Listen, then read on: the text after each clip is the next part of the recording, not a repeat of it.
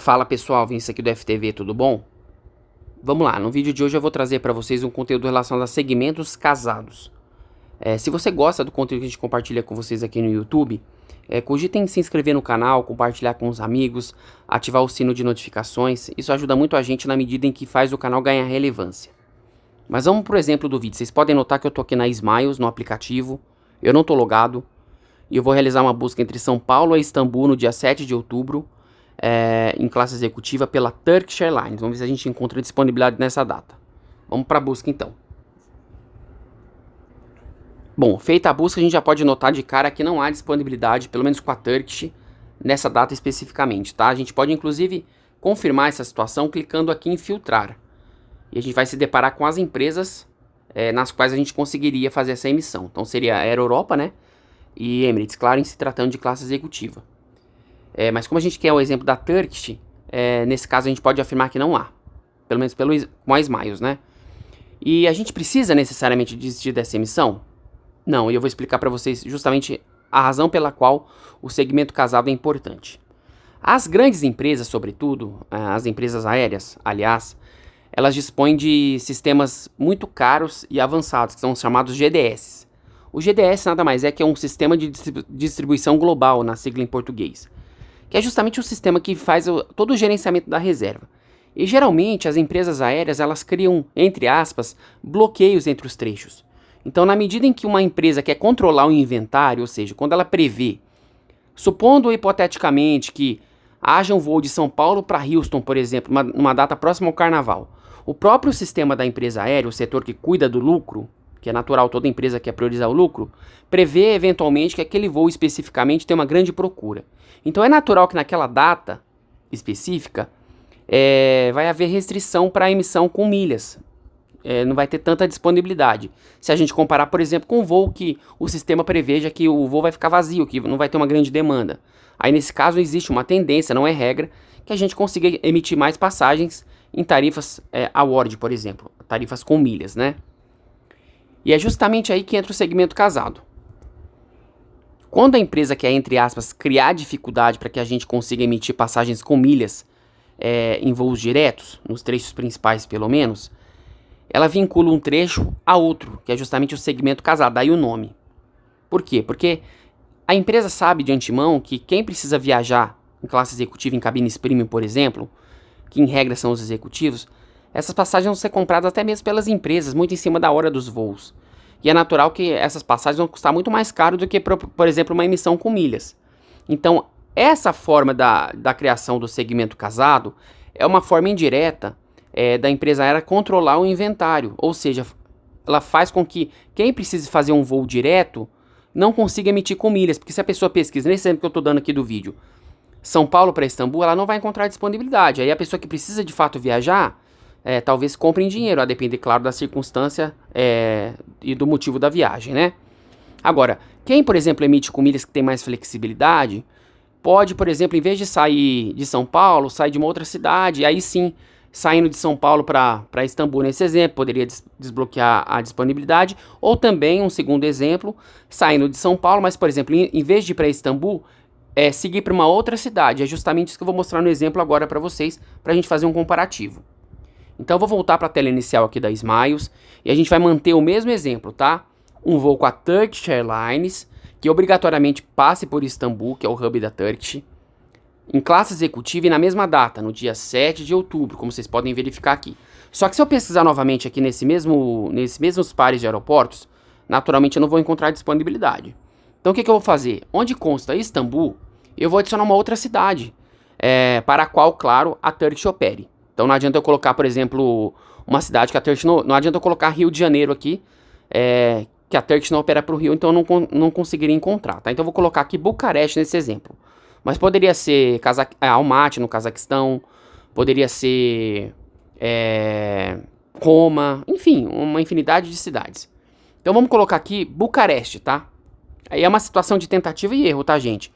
Nesse exemplo aqui, pode ser que dê certo, mas não necessariamente vai funcionar sempre. Precisa testar com várias cidades, várias datas, que não existe uma regra. Precisa primeiro encontrar o segmento casado, ou seja, tem que encontrar o trecho que está vinculado a outro, tá? Ou seja, quando a gente encontra disponibilidade no segundo trecho, pode ser que libere a disponibilidade no trecho principal, que em princípio seria aquela cabine na qual a gente quisesse realizar um voo, por exemplo. Então vamos pesquisar aqui, ó. Vamos colocar aqui, vamos manter Oscar Tango Papá, que é justamente Bucareste, o exemplo que eu quero dar para vocês.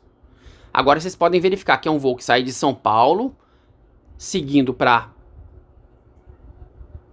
com certeza, Doha, né? Aliás, perdão, gente, só fazer uma retificação.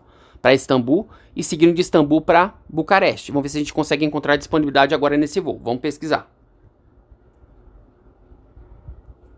Bom, vamos lá. Feita a busca, só fazer um parênteses importante. Quando eu me referi que obrigatoriamente teria uma conexão em Istambul, eu obviamente estava me referindo ao exemplo do vídeo, né?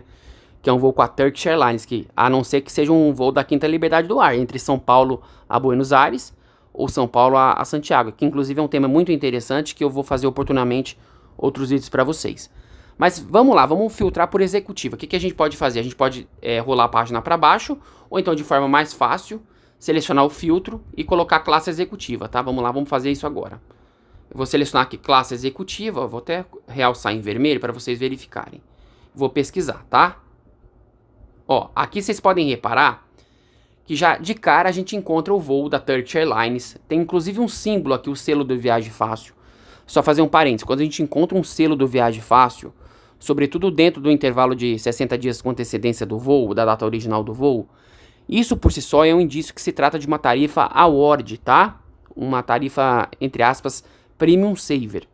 Que é justamente, além dessa situação de a gente encontrar esse selo, a gente também tem a possibilidade de, quando for simular um cancelamento, existe uma taxa fixa de $180, ou seja, tendo o selo Viagem Fácil e tendo a tarifa fixa de cancelamento de $180 por trecho, trata-se de 100% de uma tarifa award, tá? Se não há, por exemplo, o selo do Viagem Fácil, com a ressalva do período de antecedência do voo, e também tem uma taxa diferente de $180, aí não se trata de uma tarifa award, sim uma classe tarifária comercial, tá? Então, basicamente, gente, era isso que eu queria mostrar para vocês. Quando vocês quiserem pesquisar um voo e por alguma razão vocês não encontrarem disponibilidade, não desistam. Pesquisem por um aeroporto alternativo, porque pode ser que você encontre disponibilidade no mesmo voo que você inicialmente teria interesse, com a ressalva de que, a depender, claro, do programa, você vai pagar um pouco mais caro. Então, vou dar um exemplo da Iberia Plus. A Iberia também faz muito segmento casado, então pode ser que numa determinada data a gente não consiga encontrar disponibilidade para madrinha executiva, mas a gente não precisa desistir. Bastaria, ao invés de pesquisar para Madrid, pesquisar, por exemplo, para Valência, para outras cidades, para Nápoles, enfim, uma infinidade de possibilidades.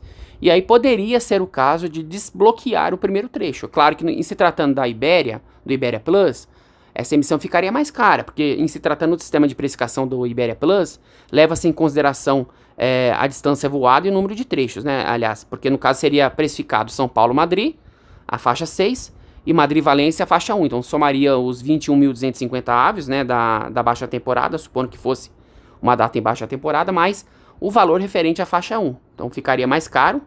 De toda forma, é uma possibilidade para encontrar a tão sonhada disponibilidade em classe executiva, tá?